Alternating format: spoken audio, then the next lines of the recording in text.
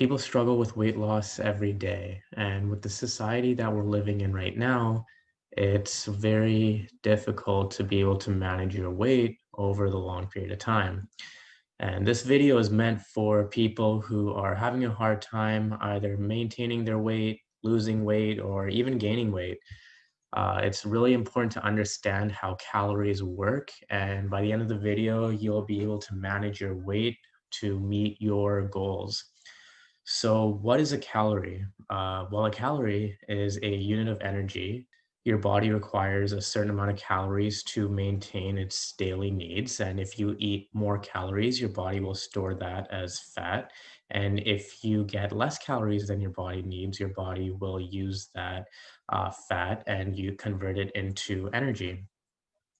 I've spoken about this in a couple other videos, but this video is specifically diving deep into how many calories you should get, the kind of calories you need, and how to fuel your body.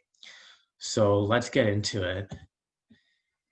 So how many calories you need depends on what your weight is. Now, I use a rough estimate that I read from a book written by Mike Mensner, who was a professional bodybuilder back in the day. But we're going to go over two scenarios here.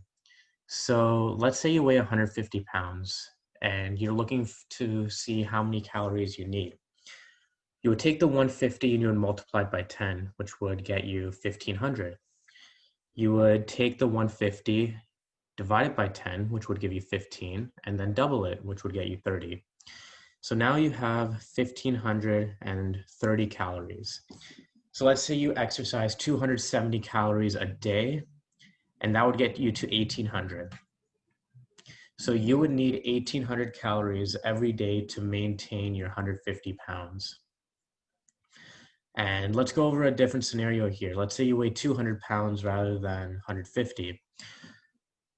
So you would take the 200, multiply that by 10 is 2000. 200 divided by 10 is 20. Times that by 2 is 40, and you would need 2040 calories. And this is without any exercise, your base rate that you need for your calories. And so there's about a 200 calorie difference between an active, smaller person and a larger, inactive person. And we're going to go over the former. So how many calories should you be getting? Well, if you're trying to look for 1800 calories a day, you can divide that up between breakfast, lunch, and dinner. Most of your food should be fruits and vegetables. This will give you the micronutrients that you need, and this will prevent you from overeating. You'll have a portion of your plate that will be protein. So this could be turkey, chicken, fish. For those of you who are vegan, this will be your seitan, your protein, such as tofu, and beans and lentils. And beans and lentils, I'm going to get on with in a little bit as well, because they're a little bit different. And then a small portion of your diet should be carbs. Now, it's really easy to overeat if you eat too many carbs. There's nothing wrong with carbs, and you can carb load as well. And if your exercise is intense, then there's no harm in taking in extra calories for the extra energy. But for most people, if you're wanting to maintain or lose weight, having a small amount of carbs will help you do that. So how does this compare to an average diet? Well, most people who eat an average diet get most of their nutrition from carbohydrates. They'll have some protein in there, and maybe they'll have some fruits and vegetables. So what is this representing? In an average diet, this would be your pasta, pizza, burgers, hot dogs, French fries, potato chips. What ends up happening is you're going to be going over calories because you're eating too much food, and you're going to get a higher calorie diet. This is going to be higher calories, lesser nutrition, and you will put yourself in a calorie surplus. Now, you might be thinking, well, I don't get 800 calories for breakfast, and maybe not. Most people don't eat a heavy breakfast. A lot of people don't eat breakfast at all, but you might eat a snack between lunch and dinner. You might have a dessert. So even if you have a lower breakfast and you eat a snack and a dessert, you can still go over your calorie count. And so it doesn't matter if you're eating 2 times a day or if you're eating 5 times a day. At the end of the day, what matters is how many calories you're eating. And so when you eat a carb heavy diet, you will tend to have higher calories. So let's talk about trying to lose weight. If you want to lose weight, you need to eat less calories than your body requires. A 20% deficit would be ideal because it's easy to sustain in the long run and you can still meet your daily nutrients by doing this. If you put yourself in like a 50% calorie deficit, then you can actually deprive your body of essential nutrients and get weaker. On top of that, it's very hard to maintain that kind of calorie deficit over a long period of time. So let's get into what kind of foods you should be eating here. So fruits and vegetables should make up your majority part of it. Now I mentioned lentils and beans before.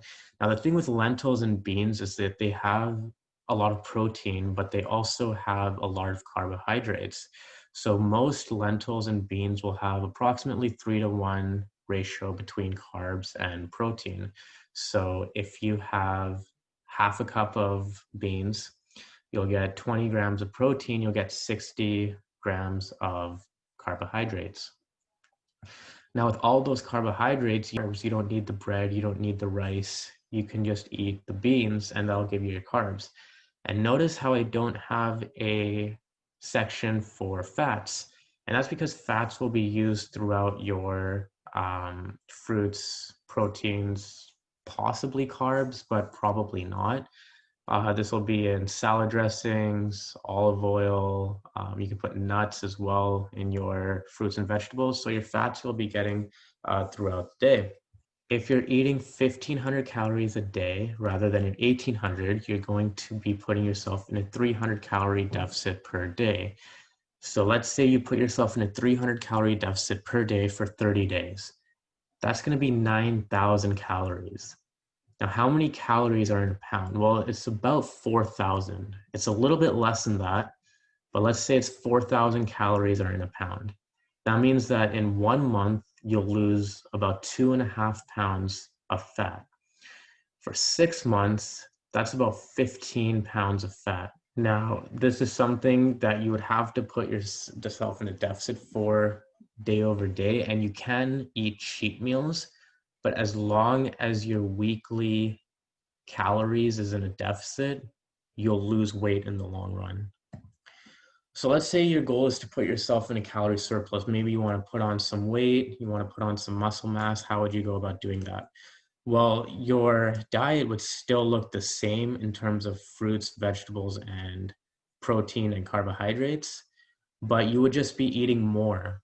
Again, if you sustain this for a month, a 300 calorie surplus per day for 1 month will be a 9,000 calorie surplus. That's going to be 2 pounds gaining per month, or about 15 pounds in 6 months. So you can kind of tell that it's really important to track your calories, and you don't need to know exactly how many calories and count every single calorie going in and out. But as long as you have an idea of whether you're putting yourself in a calorie deficit, whether you're putting yourself in a calorie surplus, or whether you're maintaining your calories is really important. So I hope this video helped you guys out with managing your weight, and in order to do that, to track the calories you're eating. Thank you guys for watching and have a good day.